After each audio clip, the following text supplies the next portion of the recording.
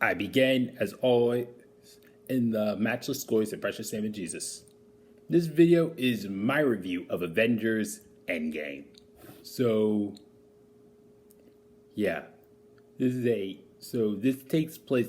movie takes place 3 weeks after the snap, and basically we have all 6 Avengers plus Captain Marvel and Rocket himself go off to find Thanos.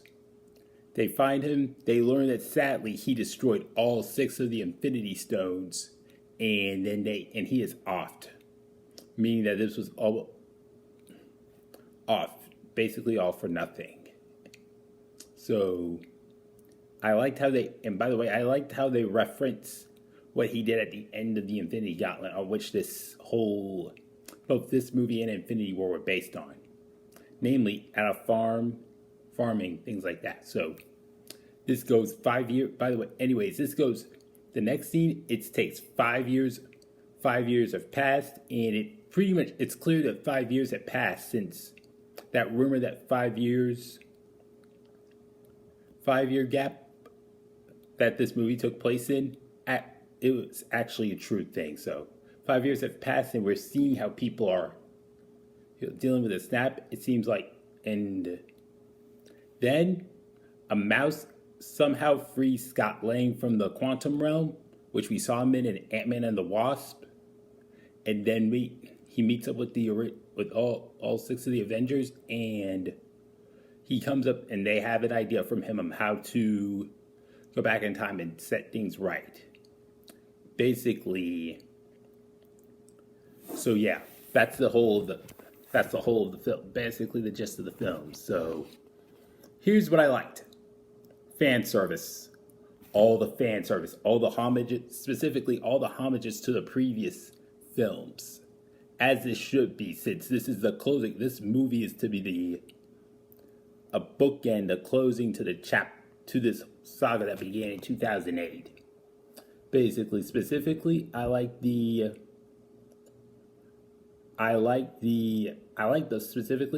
fight between present day Captain America and the 2014 version, when they were going for Captain America Winter Soldier, the fight scene between them. I like the fight, how Hawkeye took on the persona of Ronin and fought off those guys there. That was great stuff. Also, I liked one of the more heartwarming moments. I liked the moment that Thor had with his mom as they were going for the Reality Stone. So, see, Thor's kind of gotten obese out of depression for basically inadvertently allowing the snap to happen. And he's just gotten obese from depression as a result of it. And I like the little moment with him and his mom. And keep in mind, this is just moments before this is the day that she dies at the hands of Malekith in Thor: The Dark World. Like the moment between her and him, that was great to see. It was great to see. It was very heartwarming. Also, more heartwarming and saddening was seeing both Hawkeye, aka Ronin, and Black Widow just fighting between each other on who's going to sacrifice themselves to get the Soul Stone. Black Widow wins, she dies, and Hawkeye has the Soul Stone with him, and it's also saddening, and also the moments they had after that together, commiserating over her death. All 5 of them, 5 original Avengers. It was very sad. It's a very sad and emotional moment.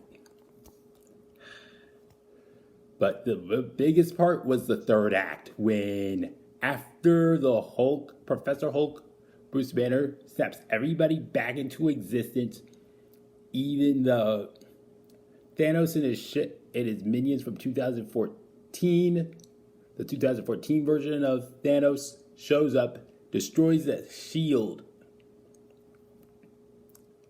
The shield headquarters, or the Avengers headquarters, and the whole battle. My most favorite part begins. We see all 3 Avengers, Iron Man, Thor, Captain America, the three main Avengers showing up to fight, to battle him, with Thor saying, this time let's do it properly. And they fight. It's awesome stuff. And then the biggest, one of my most favorite parts happened. And then a big payoff shows up. Captain America wields Mjolnir. Yep, that whole the scene from from Avengers Age of Ultron where they trying to lift Thor's hammer, and it seemed like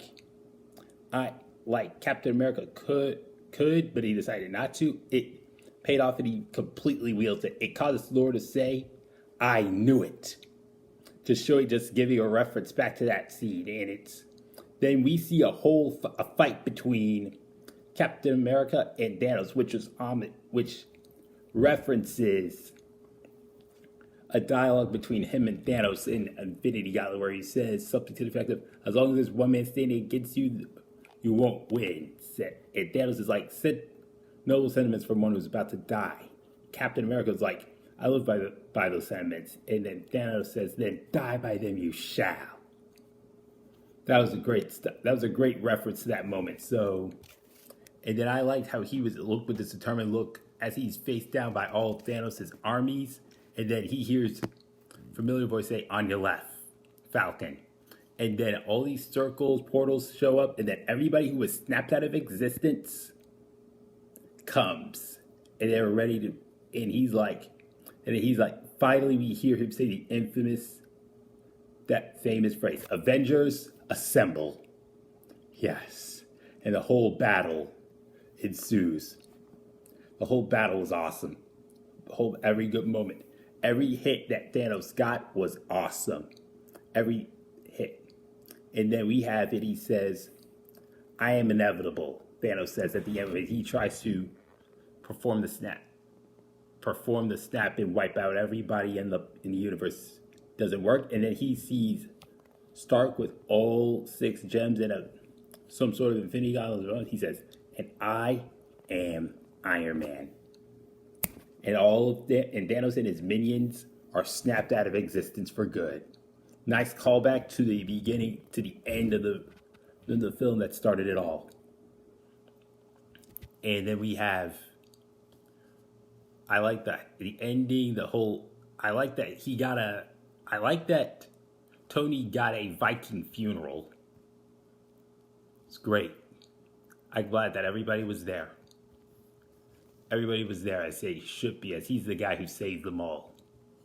It was a nice, kind of like what Frigga got in Thor: The Dark World.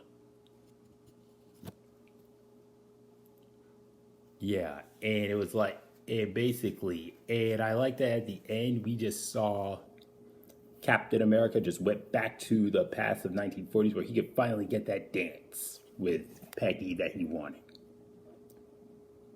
There were a whole lot of other emotional moments. The one between Tony Stark and his dad, as well as and other things like that. So this movie was awesome. Awesome. It was an amazing. And I need to say that it would not work to look at this as a standalone. It does not work as a standalone. You need to work in order for you to properly watch it. It needs to be watched as it's supposed to be. The closing to an entire saga. And given that it also helps if you watch this alongside Avengers Infinity War, as it would at Infinity War, it'll be much better watch. I also need to answer a little objection that people had to the film, where how Thanos appeared all one-dimensional. I think that the problem there is that people were failing to grasp his motivation from Avengers Infinity War, because people there were saying, well, why doesn't he use the Infinity Stones to deal with the crisis of overpopulation another way?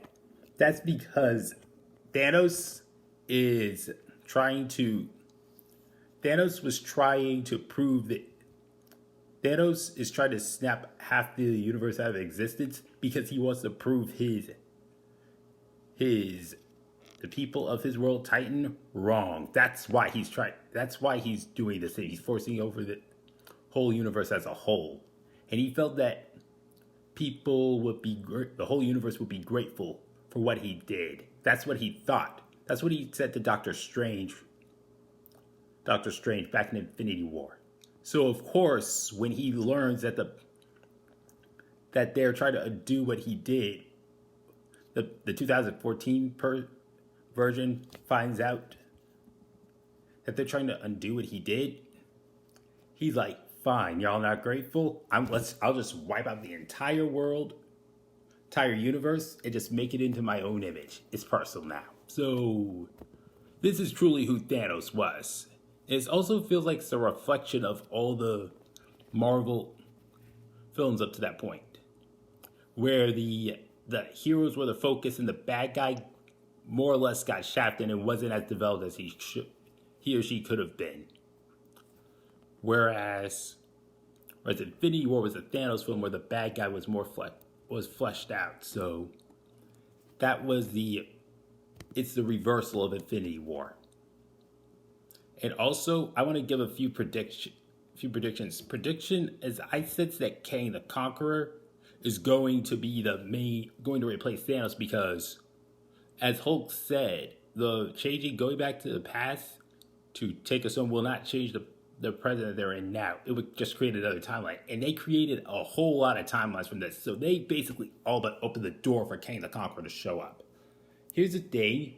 For those who don't know, Kang the Conqueror is a whole thing is continuity snarl, where here are alternate versions of him in different timelines. So he is a conqueror from a future timeline, like the 30th century, I think it is, or the 64th. I don't know either one of those, or maybe somewhere in the 28th or 27th century. So I would not be shocked if he replaced Thanos as the main villain of the MCU. Also,